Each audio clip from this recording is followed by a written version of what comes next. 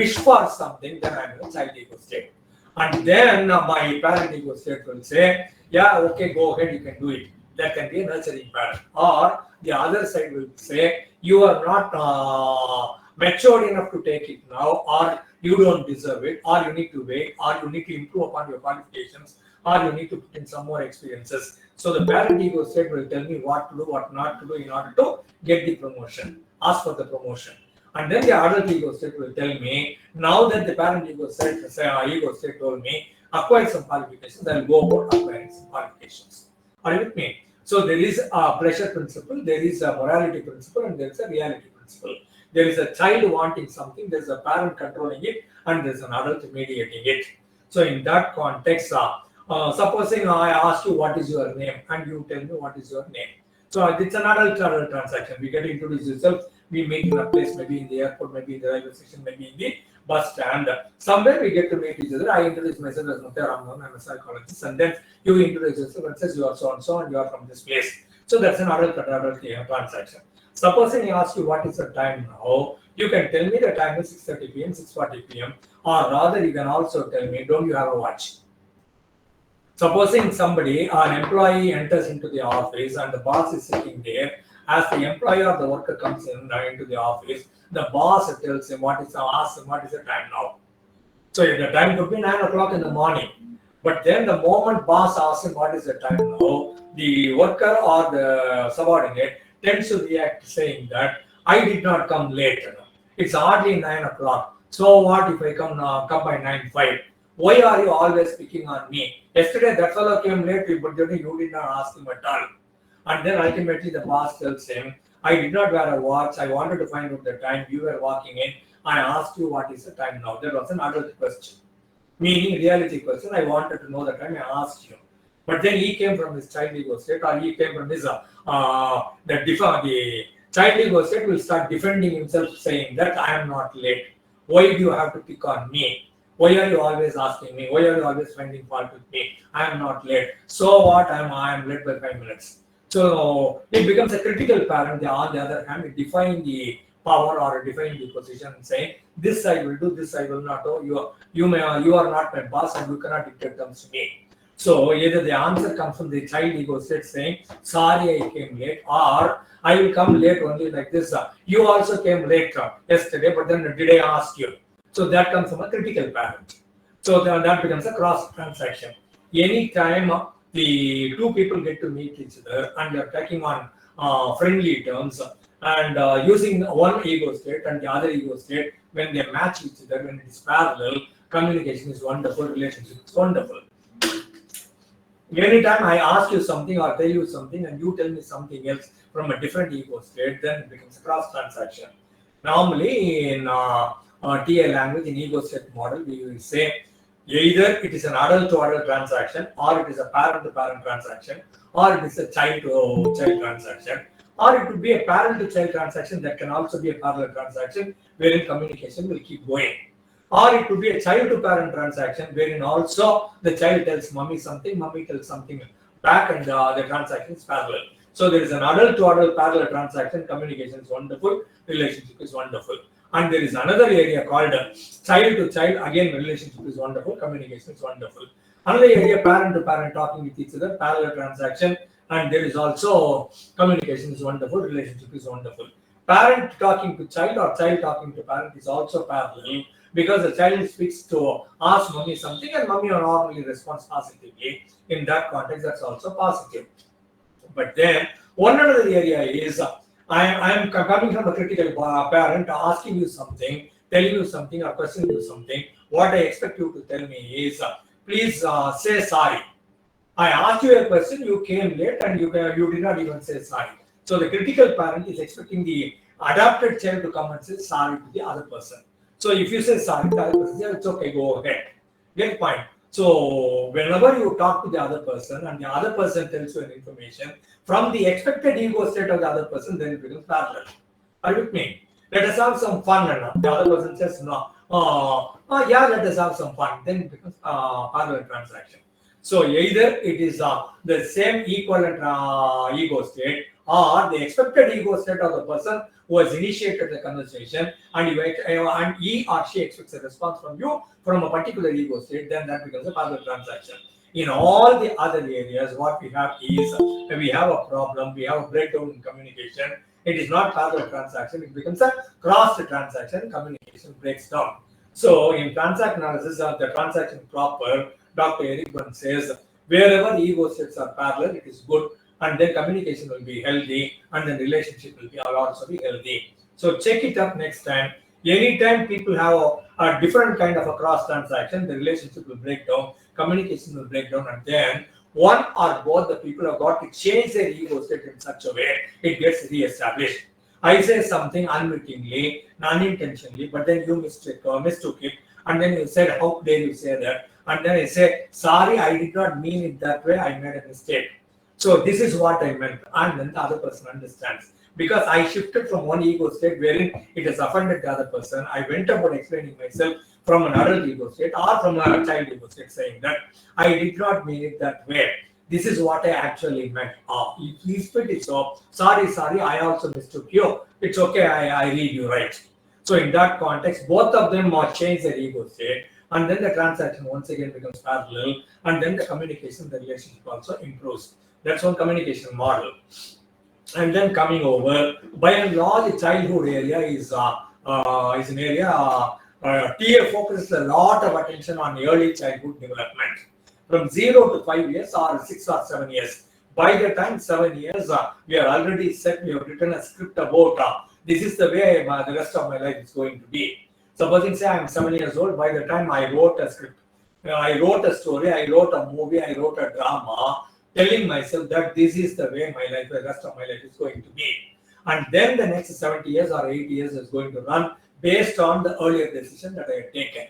Why did I write a script like that, which is not conducive for me, which is not okay with me? In that context, its starting point is called injunction. INJUNCTION. In legal terms, it says some block. So here also it's a mental block, injunctions. Injunctions are normally given, usually given by the parents to the child. Whenever the child does something which is not acceptable to parents, or from the parents' point of view, real or imaginary, that it is not okay culturally, it is not the right kind of behavior or accepted of a child, and then they will correct.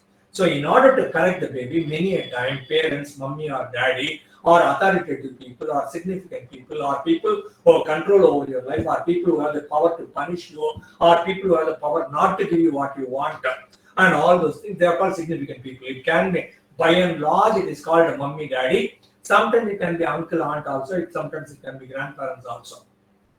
So the authority figures tell you to do something and not to do something.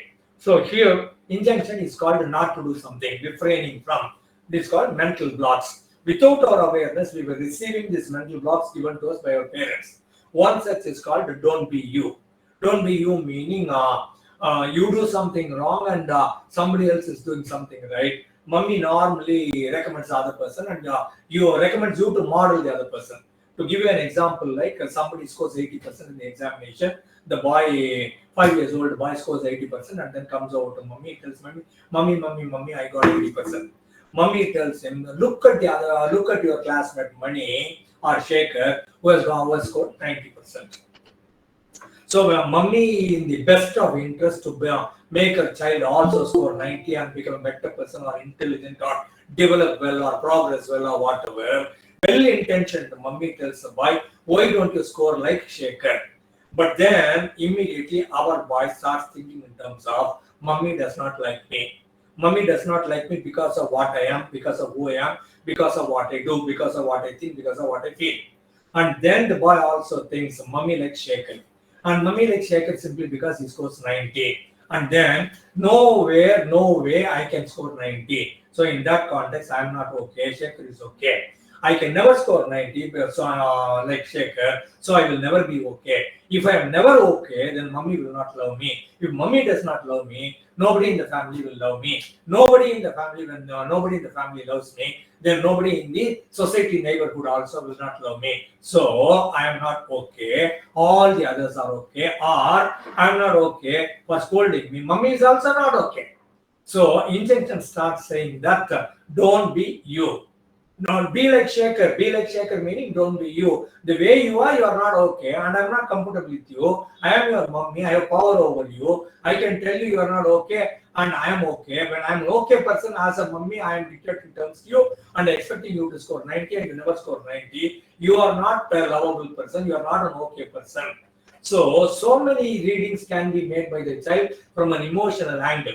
For all practical purposes, mummy thinks, I told him for his well-being only. I told him rationally. I told him intellectually. I told him very casually. I wanted to make him a better person.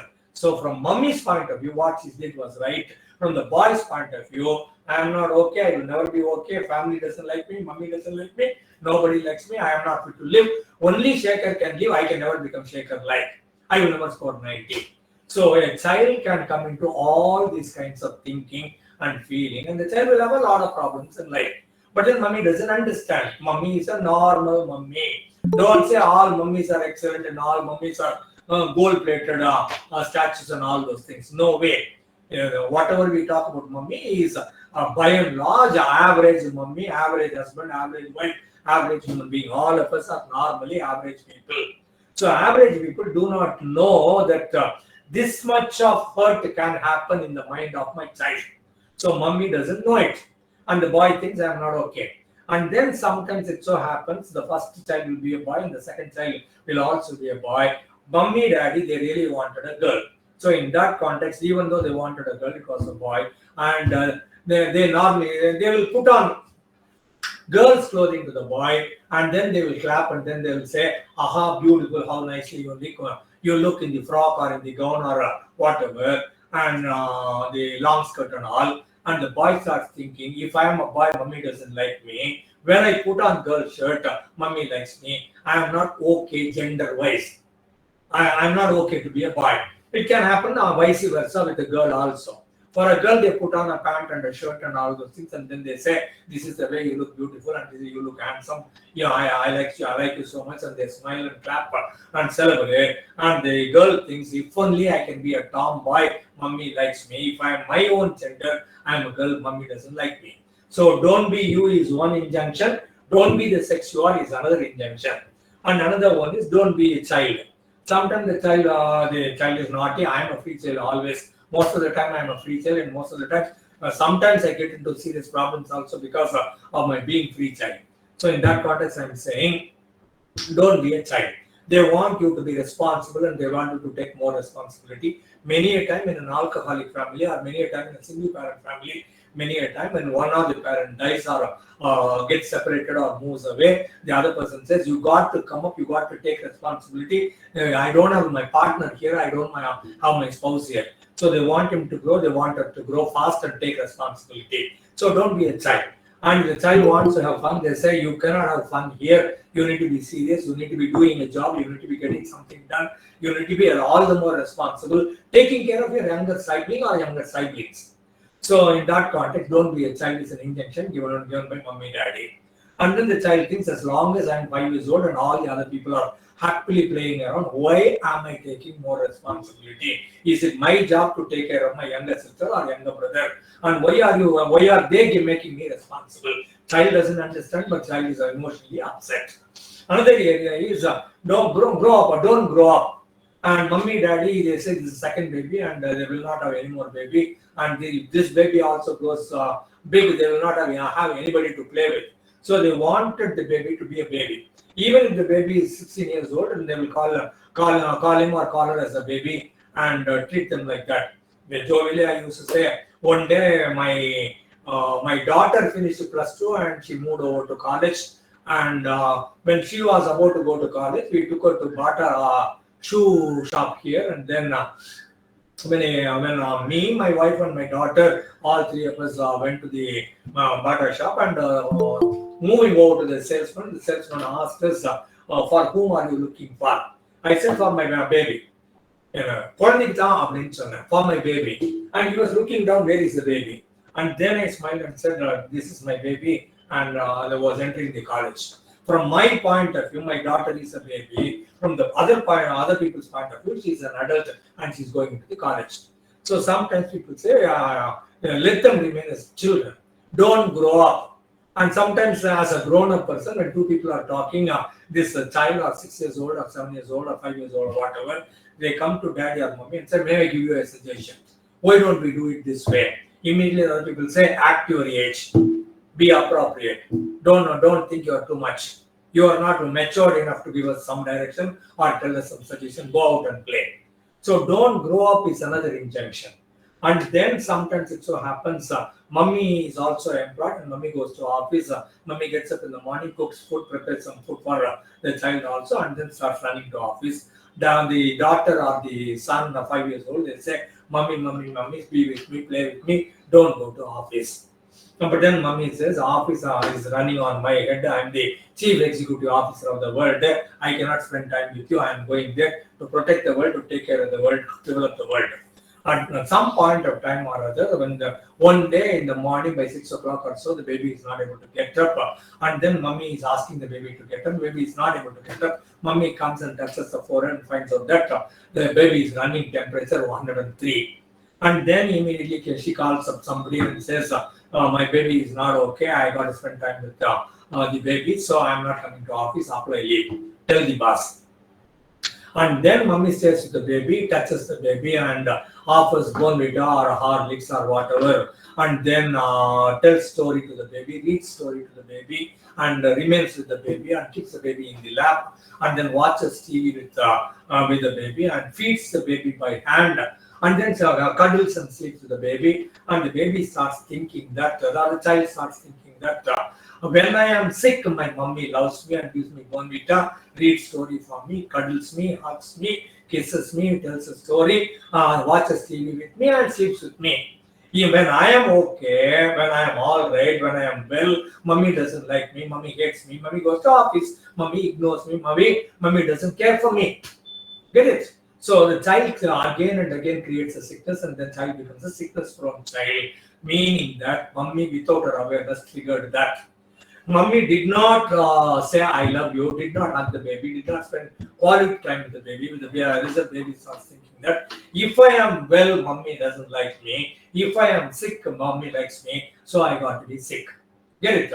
So don't be well is an injunction given by mummy. But by and large, immediately, internationally, people get up and shout, "No, mummy will think I want my child to be sick."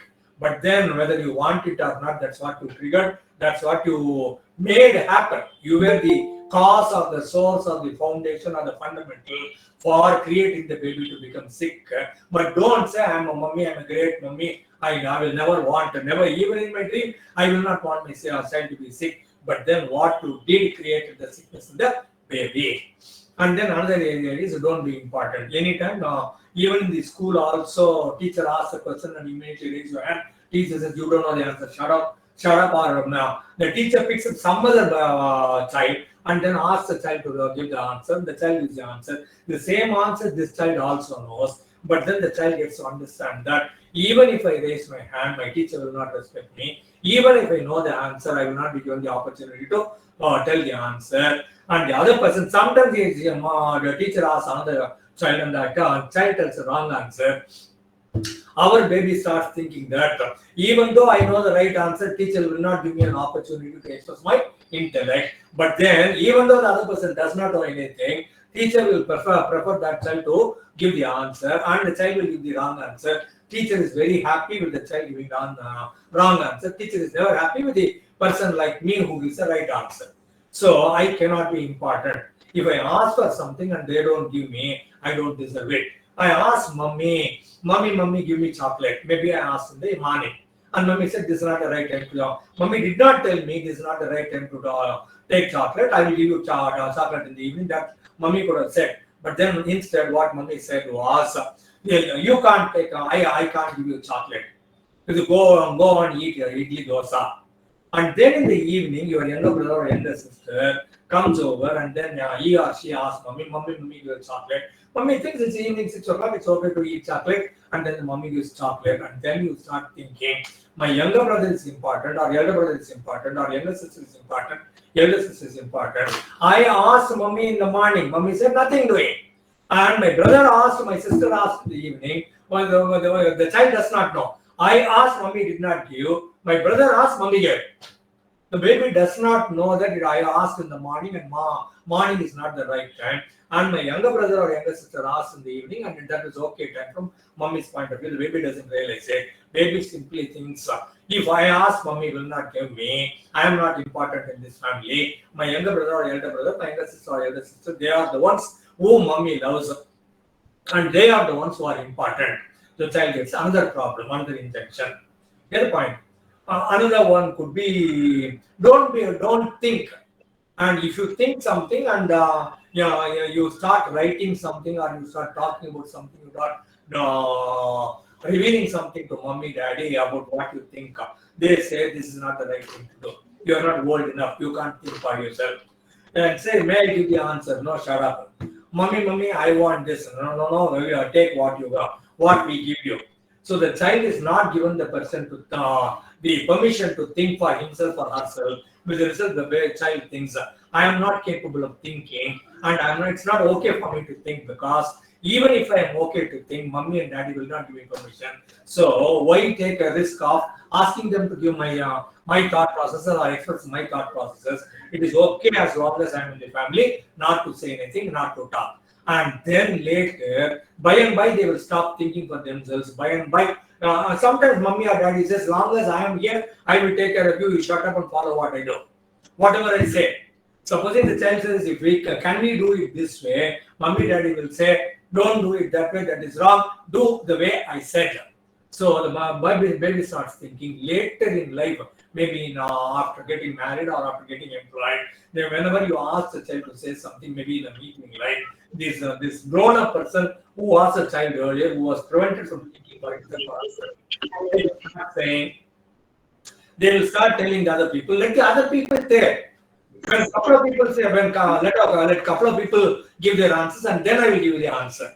They will not initiate a conversation. They will not reveal what they think, because their thinking thought process will stop by mommy, daddy, unwittingly, unawarely. Get point? And then comes feeling. Supposing I'm so joyous and then I jump on the sofa, so happy, having done something or playing. Mommy, daddy come and say, no, don't be too joyous. And this is not the way to play. You can't jump on the sofa. So don't jump on the sofa. It's a different area. But then I was joyously jumping on the sofa. But then I started thinking that if I am happy, mommy doesn't like me. The child does not have the intellect, does not have the thinking process. The child is mostly connected to the feeling process, wherein the child thinks, if I am happy, mommy doesn't like me. Sometimes when you laugh, they say don't laugh. Sometimes when you cry, they say don't cry. Sometimes when you throw a tantrum, they say don't throw a tantrum. Sometimes if you tell them something, they say you don't think, you can't feel. And every family has got a pet emotion which is encouraged. Every family has got an emotion which is prevented. With the result, even though I have a true kind of feeling about something, but then the mommy, daddy did not allow me to express that. With the result, whatever emotion was permitted from my side, that got expressed, and that I started thinking that is my true feeling. Supposing, say, my younger brother took my pen, and I'm angry about it, and I am really angry. I shout at him. Mommy says, you don't have any right to shout at the younger one. If the younger one takes the pen, it's okay. Let him take the pen. Can you not give your pen to the younger one? And then I start thinking that I cannot feel the way I feel. And now I feel like beating up my younger one. But then mommy is taking his side, mommy is taking her side. So I cannot feel what I feel. Instead, I start smiling, or instead of anger, I sulk and go sit in the corner, and then I look sad. The real emotion that I wanted to express was anger, but the permitted emotion was it's okay to feel sad, or okay to not express anything, okay to remain silent and calm. So every family will permit you to express certain feelings. Every family will prevent you expressing certain feelings, with the result that whatever feeling get expressed, you think that is your real feeling, which is not authentic. So we call it as racket feeling. Another one is called racket feeling. You and I many a time are expressing our racket feelings.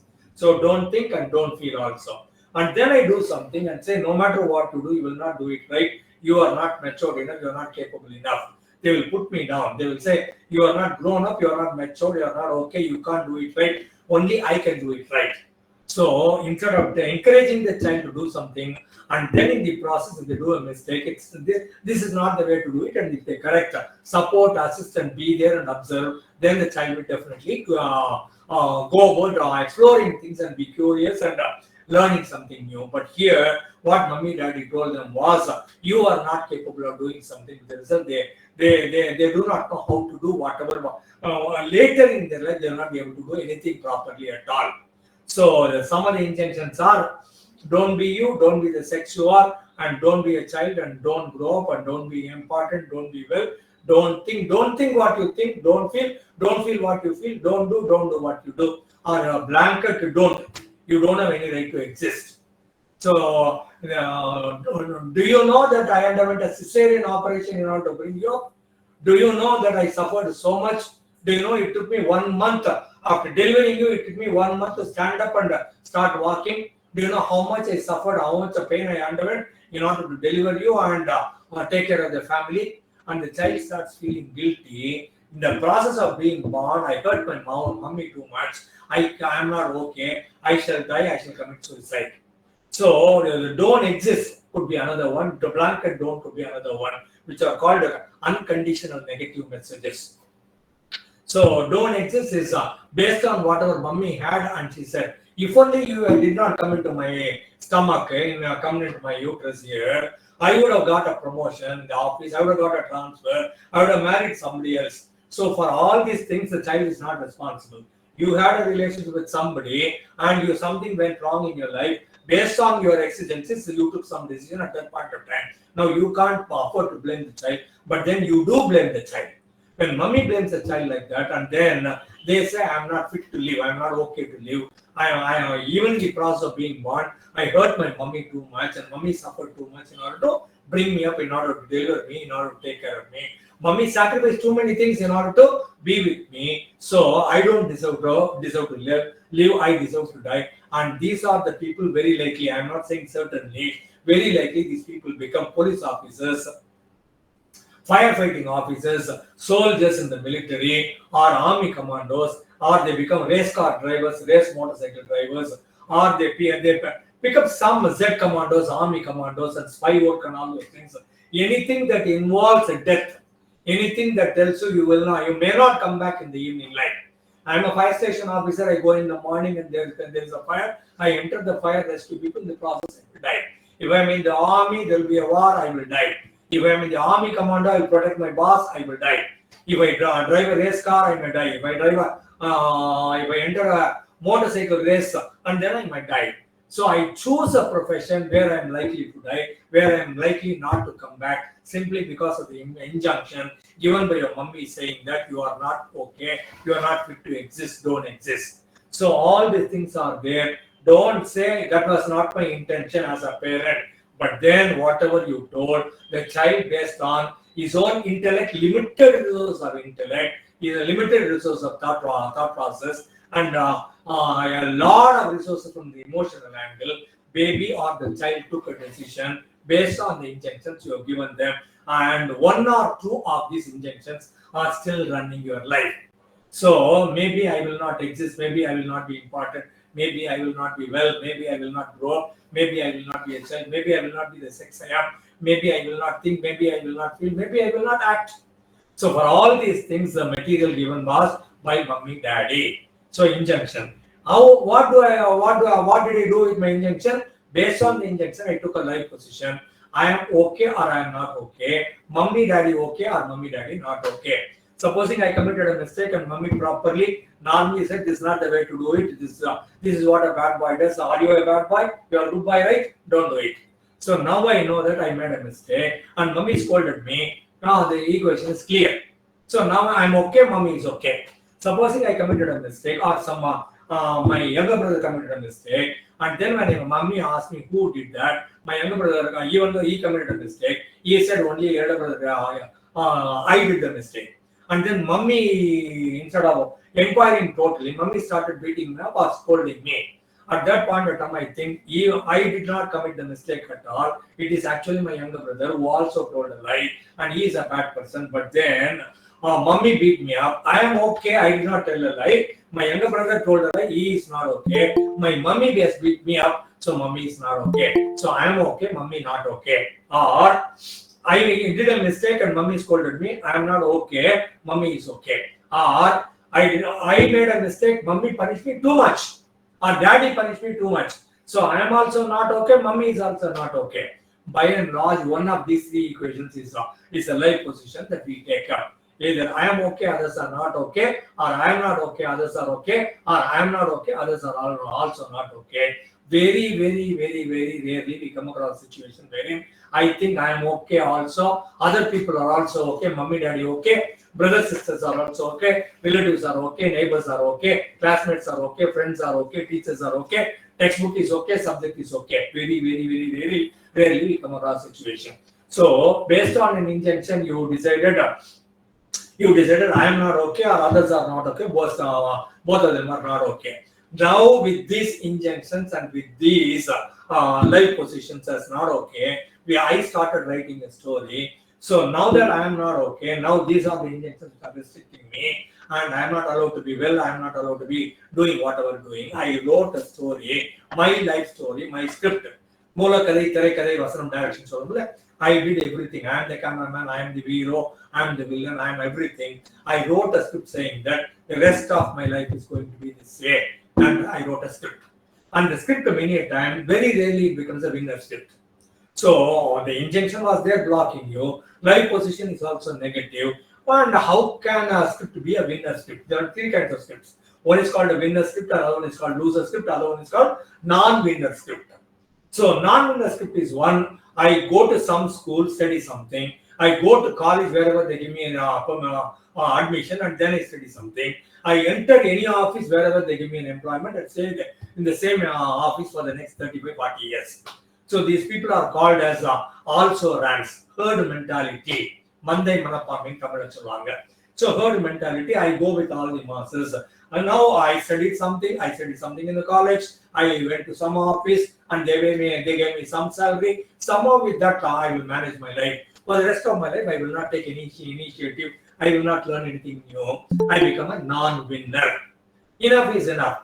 So what is a solace for me? How do I satisfy myself saying that some people are unemployed, some people have major sicknesses, some people have accident, some people don't have mummy daddy, some people don't get married at all, some people don't have children at all. Compared to them, I have a wife, I have a husband, I have 2 children, I have a rented house, some salary is coming, I will not starve. So I am okay with my cycle, okay with my two-wheeler. I don't want anything else. I want to spend the rest of my life like this. That's called a non-winner.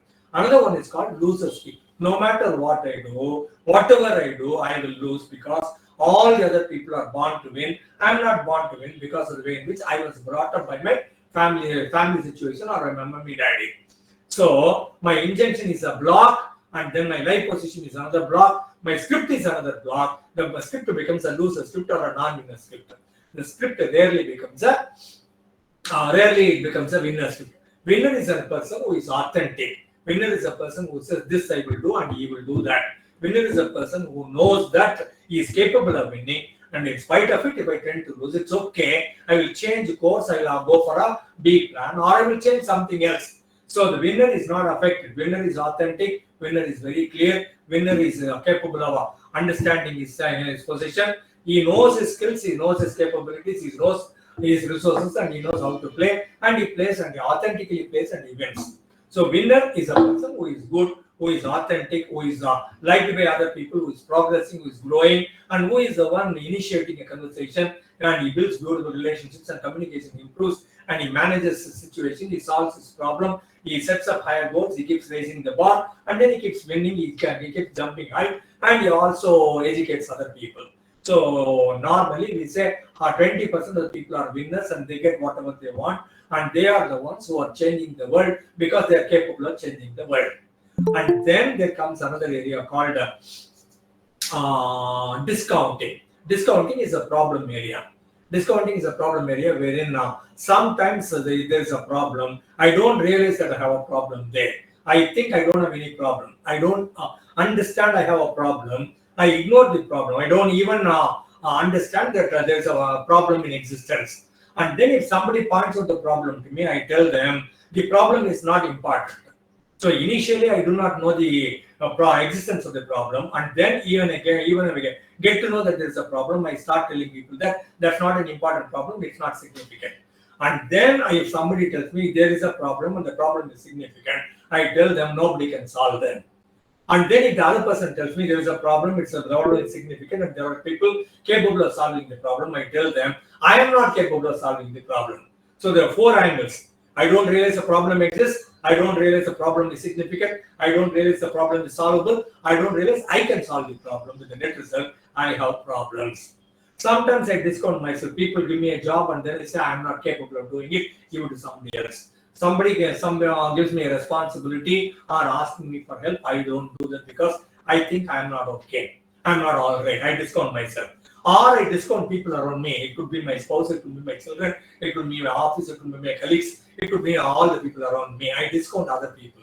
Or I discount the given situation. The situation or the environment or the surrounding or what is happening around me, I discount the situation. So in 7 degrees, 7 different areas, I can be in a problem. So either significant existence or significance or solvability or my personal capability of solving the problem, I don't take into account. Or I say I am not all right, I say other people are not all right, or I say the environment is not all right. This is a problem area. Then what do?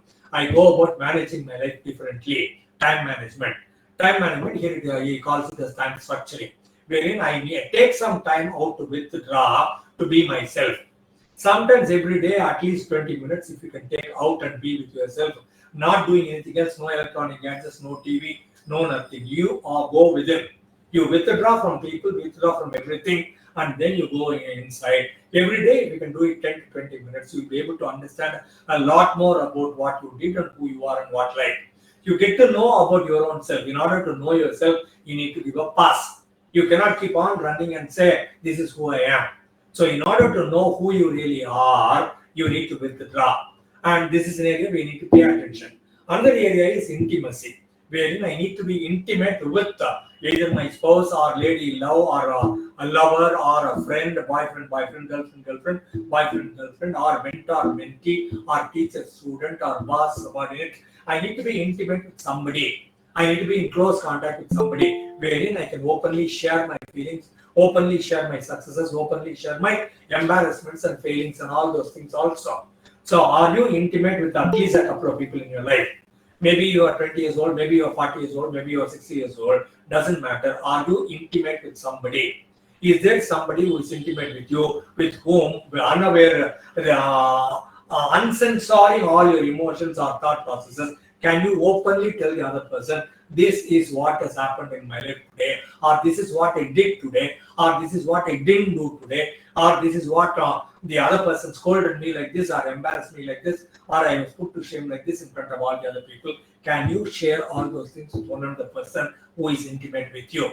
So intimacy is an area we need to act on. Another area is withdrawal is something we need to act on. By and large, to my knowledge, 90, 95, 99% of people don't do that or don't have that.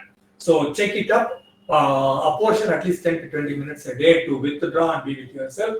And then find out some people, maybe 1 or 2, maybe 4 or 5. Be intimate with the other person and communication. That gives you a lot of energy because you are able to share everything with them and they are able to share everything with you. That's a connect. That's a different kind of a blissful or enlightening or refreshing or making you enthusiastic and energetic, because there is one other person who truly cares, unconditional love. No reservations at all, no hesitations at all, no fears at all. I don't think the other person getting to know me will blackmail me. I'm open and the other person is also open. So build some relationships who are intimate with you. And then there is an activity normally for in the school 8 hours or college 8 hours or office 8 hours. That's an area where we are in active activity. So we are in an action area, activity area in the school, college, organization. So in order to get into activity, I get up in the morning by 6 o'clock and I brush my teeth and shave and then take bath and then apply some powder and other things and put on my dress and then I eat and then I take my vehicle and go to office. So all those things that I do at home in order to take care of my activity is all called ritual. So activity is important because I got to go to school, I got to go to college, I got to go to office. So in order to get into activity, I got to do some ritual. And ritual doesn't mean religious ritual. Anything and everything that helps me to go to office is called a ritual.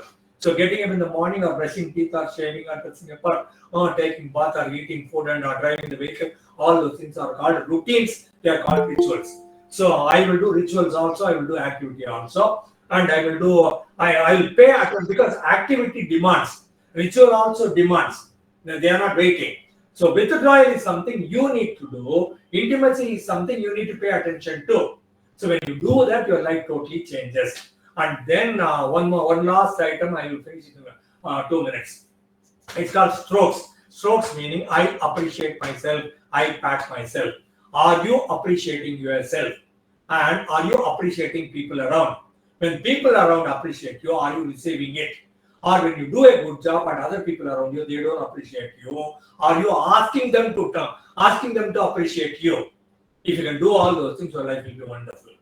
So do a good job, deserve appreciation, and then when other people give you appreciation, wholeheartedly receive it. Thank you for thanking me. I like it. I love that. No, I appreciate that. Welcome, most welcome, always welcome. Whenever somebody compliments you, appreciates you, or gives you a stroke, receive it totally, wholeheartedly.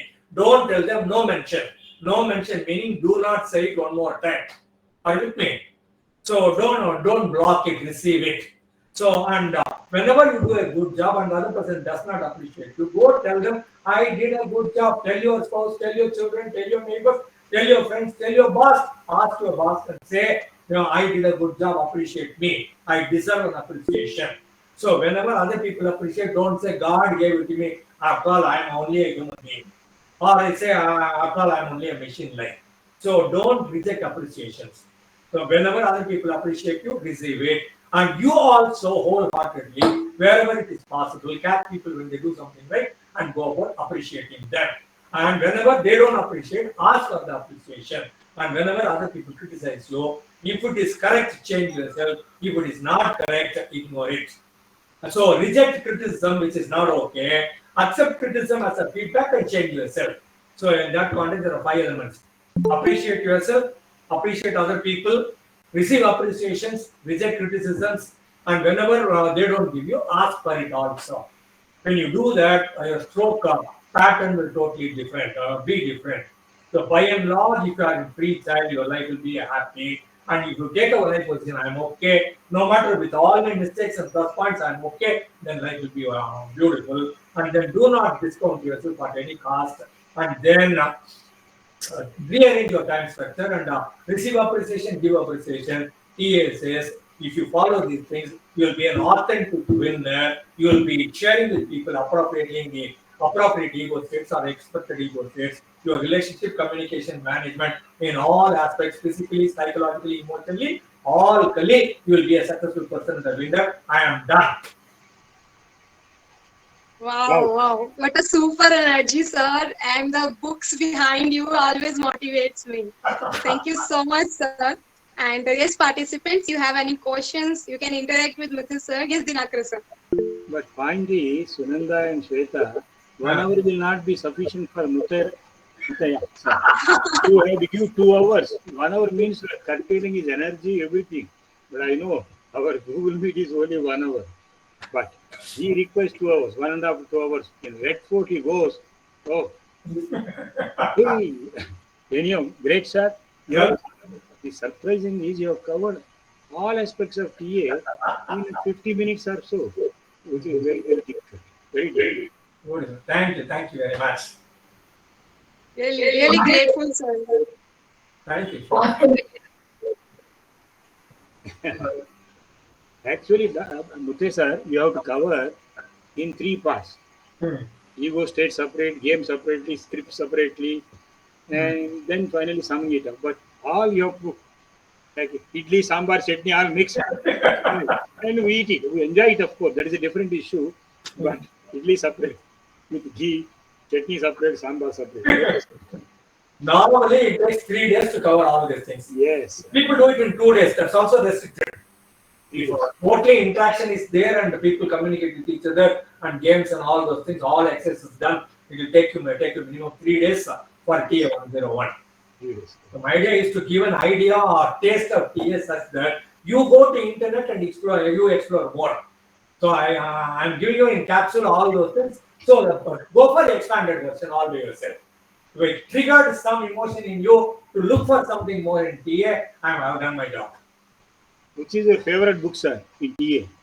Yeah, always TA today. Oh, that is the latest one. This is the latest, second edition. Right. And Born to Win is much more easier. Born to Win by Muriel James and Dorothy Youngward. That is, half of it is Gestalt psychology, half of it is TA, but there are 250 case histories. Which is that book, sir? Name? Born to Win. Born to Win, excellent, sir. I know, I'm having with me. Born to Win is one of the top classes. My favorite, sir. He's my favorite. So half of it is Gestalt therapy, Gestalt, and then half of it is TA, but then 250 case histories here. Nearly 250 case histories are Western. May not be applicable in India, but then the case history makes it much more easier to understand the subject. I will stop, others can ask. Otherwise, we two will go on for another 1 hour. Sir, amazing session, sir. Thanks a lot. I had not attended it fully, but still, whatever I attended was very nice, sir. Thank you. Well, I think, I am recording it for nearly 1 hour. So Yes. I'll put it in the cloud and get a link, and then I'll send it to people whoever wants it. Yes, sir. Yes. Thank you. Thank you, sir. Thank you, Shreya. It's a wonderful feedback. Yes, Yeah, everyone, you can interact. Ask questions. We are having, Sweta, 2 minutes only. We'll see couple more minutes. We'll explain why possible. Okay. Ask questions. Yes, over to Sunandana. Marilyn, you want to say something? Ask something? Yes, sir. It was an amazing session, and you spoke the whole aspects of TA in like one hand. I'm not a TA person, but I knew about ego states. But today I learned about injunctions, I learned about scripts and rituals, and how discounting works, how we discount self others in situations, and I learned about strokes. So I'm sure, people here have been triggered to go and explore these things further and learn about those things, and also apply ourselves and help our clients to see how these things actually affect us, and it builds these beliefs in us, in our mind. So thank you so much for that. Welcome. Anyone? Sunanda, how much time we are having? 2 minutes. Do you know that, Mutaya sir, when I went to ICTA, I was in Cochin for 4 years. When I saw the plaque there, foundation laid by Muriel James, I was thrilled. I touched it, I felt it, because it is one of my favorite books. That's right. I mean, great. ICTA office was opened by, inaugurated by Muriel James. Correct. After this book. Correct. There's a plaque over there. I did 3 years in Cochin BTA. I meant to write the exam. This November I will write the exam. Yeah, Solma, kindly unshare. I think you, by mistake, you shared screen. Yeah.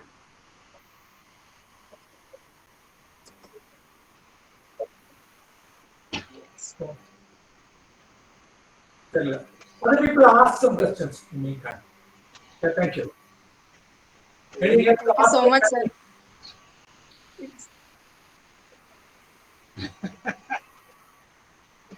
Come from an okay position, irrespective of whether it's okay or not okay. Father Ephraim is about a very knowledgeable person in TA and expert in TA, and he expired last month. Father Ephraim of ICTA, and he wrote a book only a couple of months back. He wrote a book saying, "Okay, not okay, still okay.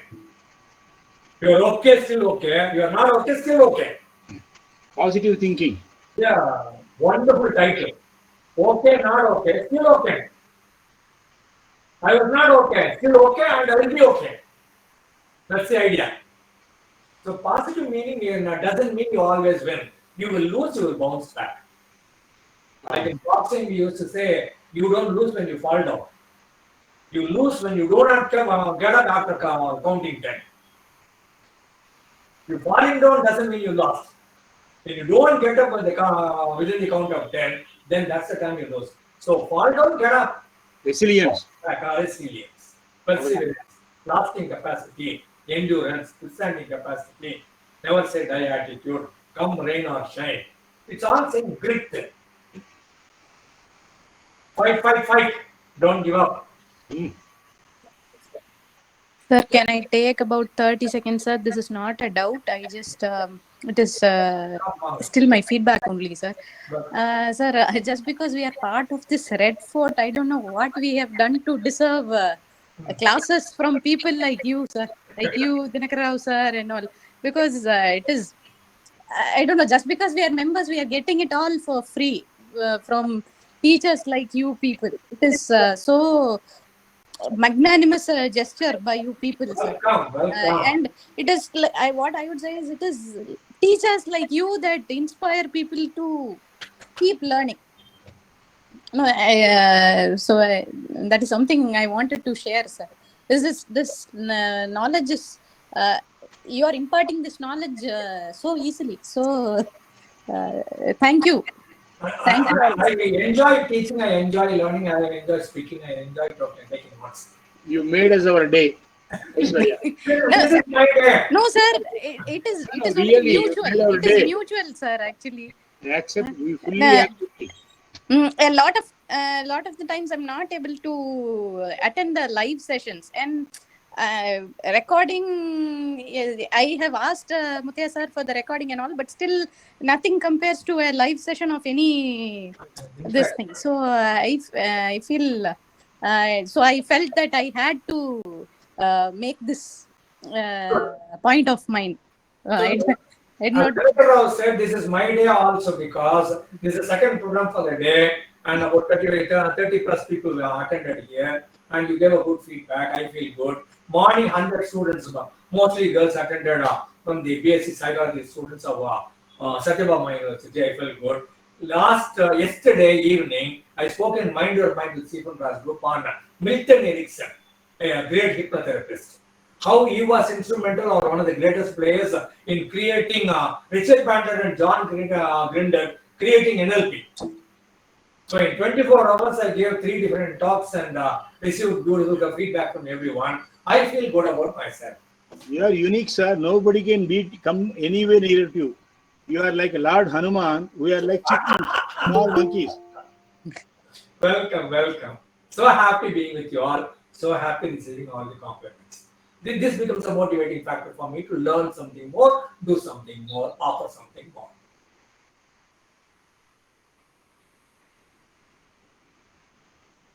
Yes, Yes, ma'am. Thank you, ma'am. Thank you.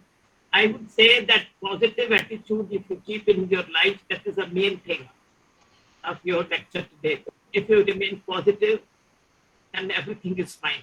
Or just it is you say, okay, if it is not okay, still it is okay. So that is the thing, positive attitude towards life. That is the thing which I have also experienced in my life. Good. Positive is the very greatest healer, I must say. Thank you, sir. Thank you very much. Neelamji, 20 years young. Because of the positive attitude, you will be only always 30 years. Please remember that, Neelamji. 30 years young you are. Thank you, sir. Yes, so on behalf of all of us over here at Deccan Positive Mental Health, I would like to thank again sincerely and genuinely to Mr. Ramanathan for sharing this valuable time with us. And we were actually texting each other on WhatsApp saying, like, this is one insight, that is one insight. So it was an amazing session. Everything we gave from the beginning to the end, it was amazing. And we carried forward. It was a very memorable session today with your energy and passion. Thank you so much. So thank you all of you. And thanks audience for committing today and being with us. Thank you so much. Thank you. Thanks to everyone. Organizer Sundari, special thanks. Thanks a lot. Bye-bye. Pranam, sir. Bye-bye. Thank you so much, sir.